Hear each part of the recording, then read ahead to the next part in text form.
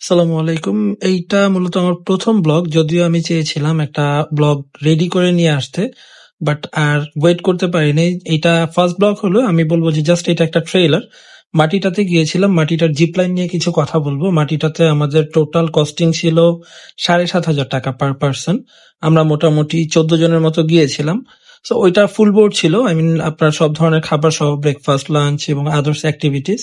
Activities এর মধ্যেই জিপলাইনটা আমার কাছে পছন্দ হয়েছে। এর আগে যদিও আমি জিপলাইন দিয়েছিলাম, বাট তারপরেও মাটিটার জিপলাইনটা ইন্টারেস্টিং মনে হয়েছে, কারণ ওদের সেফটি প্রোটোকলটা অনেক।